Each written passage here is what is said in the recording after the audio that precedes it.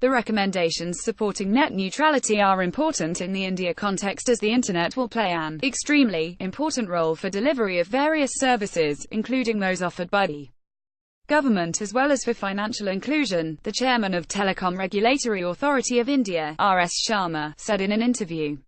He added that there was no need for a world policy on this issue. The principles of net neutrality have been clearly articulated in our recommendations to the Government of India. The broad principle is that all traffic on the Internet will be treated equally. You cannot discriminate. We had earlier issued recommendations stating that there can be no discrimination from the price perspective. Now, we have recommended that you cannot give prioritization, you cannot create fast lanes, you cannot throttle or slow down the speed. However, there are two caveats, one is exception and the other is exclusion. Exclusion is of things which typically don't ride on the public Internet, for example time-critical applications where quality of service is of paramount importance. Exceptions mean certain situational things, for example, disaster relief work for which traffic might need to be prioritized. There might also be traffic jams on the highway and traffic management practices will need to be employed. These practices must be transient and should be in place only till the time situation persists. They should be proportionate in the sense that you cannot completely block a road. You should apply methods proportional to the gravity of the situation. Lastly, there should be full disclosure as to what you did and at what point in time. The proportionate, transient and the disclosure part are very important. They bring about a lot of transparency. However, there may be certain violations of this.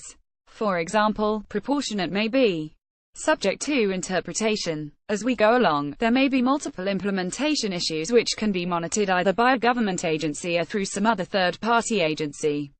We thought because this is such a dynamically evolving situation and tools and technology will continue to evolve, prescribing tools and methodologies, and hard-coding them, will not be a good thing. So, TRAI has suggested to the government a multi-stakeholder body should be entrusted with the job of monitoring the exceptions, violations. That is the broad thinking. Also, industry is in the best position to devise these methods. Industry here is not merely the telecom industry, but also advertisers, broadcasters, academia and NGOs. One of the reasons we suggested this was that we have a parallel in the broadcasting sector called BARC. This is also a multi-stakeholder body where we have broadcasters, advertisers and MSOs, and this seems to have worked fine. There will be a body and then there will be some executives for that. Once the government accepts our recommendations for a multi-stakeholder body, we will give them terms and conditions of who should be the members, how they should operate and what should be the execute structure, etc. What then happens to the ongoing consultation or not? Services. We had brought out the paper in March 2015, but it did not reach any conclusion. Then we brought recommendations on differential pricing of services, voice over IP and now net neutrality. So, a lot of developments have taken place, even the OT landscape has changed. It is a lot about the videos now. Now the issue is what next. While the issue out is connected with net neutrality, it is not central to it. So, we wanted to keep these two separate. In the near future, as soon as possible, we will bring out a consultation paper on OT. It will cover all issues raised in the original paper, minus the ones that have been dealt with. We will take into account the inputs that we had received at that point in time and also seek further comments from stakeholders. That is fine. We are talking about our ecosystem partners and how they should treat the traffic on Internet. That is our policy. In the US, they have a different view and they will have a different policy. Each country can exist with different policies. There is no need to have a world policy on this issue because ultimately that policy will affect the consumers and the service providers of that country. I recently met Ajit Pai and we discussed multiple issues, including net neutrality, and we both agreed what Mr. Pai or FCC is doing is for America. There are no contradictions and you cannot say that USA should have followed our policy or that we should have followed theirs. We had said in the beginning that our policy is in the Indian context and the development stage that we are in vis-a-vis the Internet. The Internet for our country is an extremely important platform on which government services and various other services are going to ride, including financial inclusion. Just to give you an example, there are many service providers who have acquired payments bank license. They may be different legal entities, but they are connected at some level. Similarly, there are payments banks which are not service providers such as India Post. If the service providers are free to treat traffic on the internet differently, then what could have happened is that the service providers would have given preference in terms of pricing and fast lane to customers of their bank, and could have throttled communication from India Post. This is not what we want.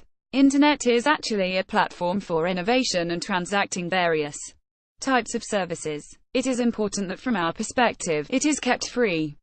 It is not a matter of ideology, it is a matter of sheer pragmatism that we have taken that decision. Obviously, every telecom service provider is making sure that their pipe is secure. Even for net neutrality, an exception that I didn't mention is cybersecurity. TRAI recently issued a paper on privacy, security and ownership of the data in the telecom space. We will be discussing some issues of cybersecurity there too. The topic is extremely important, but not limited to telecom service providers. It also concerns devices, the internet itself. In our limited space, we are trying to figure out who should be the owner of the data. For example, I call you. Now that call log, who does it belong to? To you or the service provider? Similarly, there is data protection and privacy. My telephone number goes to some fellow, and he is able to make unsolicited calls and messages. That is not right. What we propose to do is that if our consultation results in some recommendations, we will hopefully be providing them as inputs to the Justice Sri Krishna Committee, which is looking at the data protection and privacy law. No, there has been no headway, unfortunately.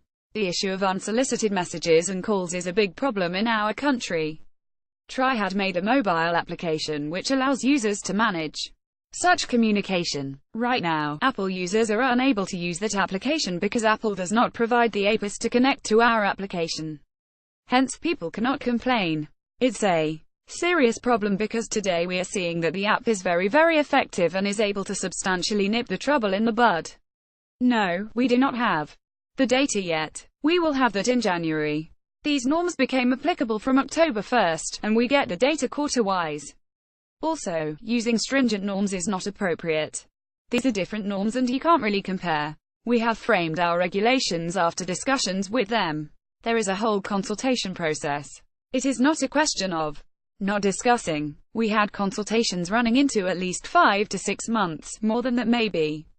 What we have essentially done is that we have taken care of two issues. One is temporal, where certain towers remain out of action for a long period of time, and other is geographical, where towers in certain areas are just out. These two issues have been taken care of in the new methodology.